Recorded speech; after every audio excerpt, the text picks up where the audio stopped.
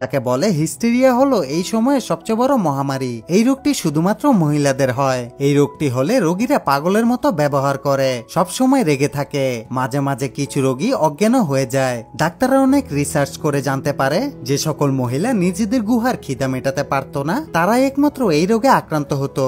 যে রোগ থেকে মুক্তি পাবার জন্য ডাক্তাররা হস্তশিল্প ব্যবহার করে মহিলাদের সন্তুষ্ট করার চেষ্টা করত, আর তারা এই চিকিৎসায় সফল হতো, যার ফলে মহিলারা সন্তুষ্ট হয় আর এই হিস্টোরিয়া রোগ থেকে মুক্তি পায়। ডক্টর রবার্ট বলে, আমার কাছে অনেক মহিলা রোগী আছে, আমি এত রোগীকে একসাথে সামাল দিতে পারছি না, যার কারণে তোমাকে নিয়োগ দিচ্ছি। তুমি তোমার হস্তশিল্প ব্যবহার করে সকল রোগীকে সন্তুষ্ট করবে।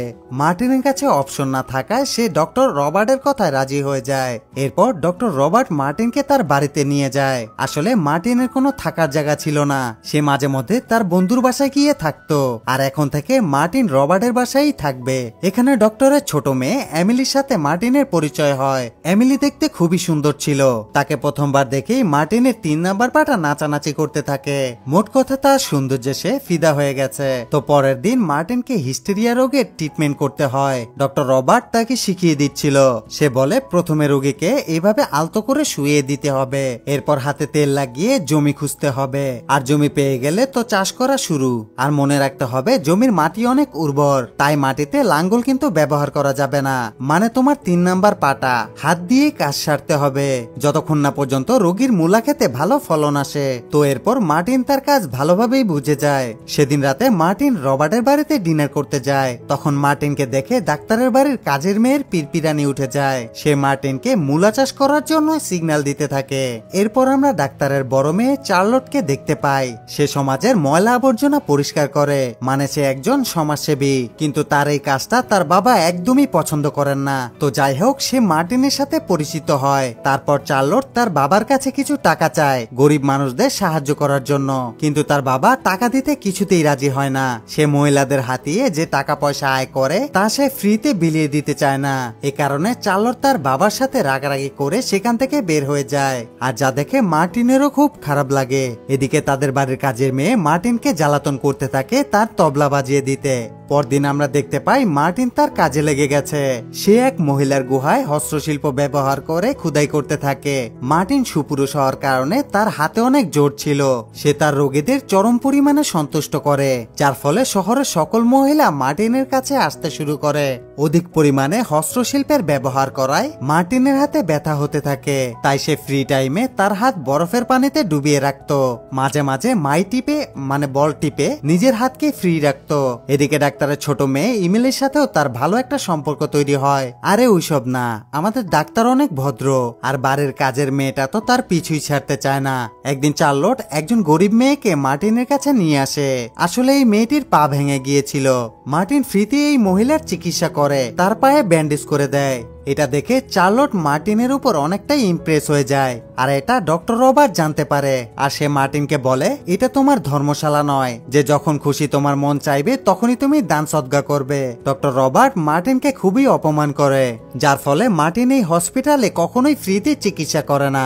মার্টিন কিছুদিন পর চার্লটের সাথে সেই মহিলার বাড়িতে যায় তার পায়ের প্লাস্টারটা খুলে দিয়ে আসতে। সেখানে তাদের অনেক কথা হয়, আর চার্লটের ব্যবহার দেখে সে অনেকটাই ইমপ্রেস হয়ে যায়। এদিকে বারবার মহিলাদের সার্ভিস দেওয়ার কারণে মার্টিনের হাতে খুবই ব্যথা হচ্ছিল।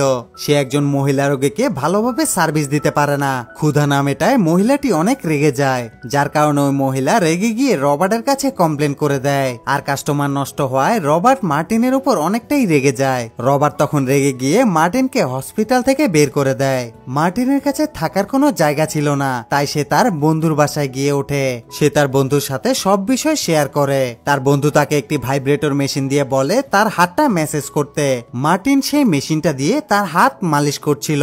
সে ভালো মতো খেয়াল করে মেশিনটা তার হাতটা ভালো মতোই মালিশ করে দিচ্ছে। তখন সে তার বন্ধুকে মেশিনটা ফুল স্পিডে চালাতে বলে, আর যার ফলে সে আরো বেশি আরাম অনুভব করতে থাকে। এত আরাম পেয়ে তার মাথার বুদ্ধি খুলে যায়। এতদিন সে যে কাজটা হাত দিয়ে করছিল এখন সে সেটা মেশিন দিয়ে করবে, কিন্তু প্রথমে তার এটাকে কারো উপর টেস্ট করতে হবে। তাই সে ডাক্তারের বাড়ির কাজের মেয়েকে ডেকে নিয়ে আসে তার গুহার খোদাই করার জন্য। আর তারপরে আমরা দেখি এই মেশিনের সাহায্যে সে তাকে আকাশে উঠতে সাহায্য করে, আর সে চরম সুখ লাভ করে। মার্টিন বুঝতে পারে তারা তাদের প্ল্যানে সফল হয়েছে। তো এর পরের দিন তারা সেই মেশিনটা নিয়ে ডক্টর রবার্টের কাছে যায় এবং তাকে পুরো প্রসেসটা বুঝিয়ে বলে, আর তাতে ডক্টর রবার্টও রাজি হয়ে যায়। আর সেদিন থেকেই তারা রোগীদের উপর এই ভাইব্রেটর মেশিনটা ব্যবহার করা শুরু করে। সমস্ত রোগীরা চরম সুখ লাভ করে। আর এরপর থেকে সমস্ত রোগীরা আবার মার্টিনের কাছে আসতে শুরু করে। হসপিটালের বাহিরে রোগীদের লাইন লেগে যায়। এদিকে ডক্টর রবার্ট ঠিক করে সে তার ছোট মেয়ে ইমেলের সাথে মার্টিনের বিয়ে দেবে, যার কারণে সে একটা পার্টির আয়োজন করে। এখানে মার্টিন চার্লটকে দেখে, তাকে খুব সুন্দরী লাগছিল, কিন্তু সে রবার্টকে বলতে পারে না সে ছোটটা খাবে না, সে বড়টা খাবে। তো যাই হোক, পার্টি চলাকালীন এক গরিব মহিলা সেখানে চলে আসে। সে অনেক বিপদে ছিল। সে পার্টিতে থাকা সকল মানুষের কাছে সাহায্য চায়, কিন্তু পুলিশেরা তাকে বের করে দিচ্ছিল, যেটা দেখে চার্লট একজন পুলিশকে কেলিয়ে দেয়, যার ফলস্বরূপ পুলিশরা তাকে ধরে নিয়ে যায়। চার্লটকে জেলে নিয়ে যাওয়া হয়, যার কারণে ডক্টর রবার্টের সম্মান নষ্ট হয়। ডক্টর রবার্ট তখন একটা প্ল্যান বের করে।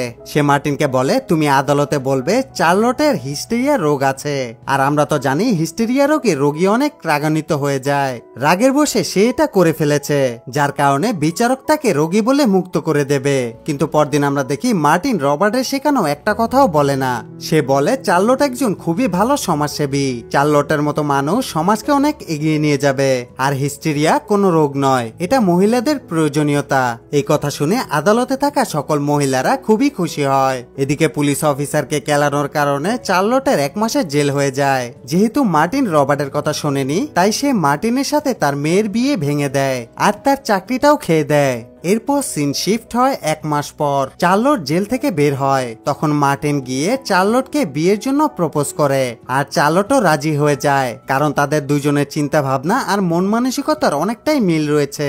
আর এই সিনের মধ্য দিয়ে মুভিটির এখানেই দফা রফা হয়ে যায়। মুভি ভালো লাগলে অবশ্যই ভিডিওতে একটি লাইক দিয়ে কমেন্টে আপনার মতামত জানাবেন। চ্যানেলটি সাবস্ক্রাইব করে আমাদেরকে আরো উৎসাহ দেবেন।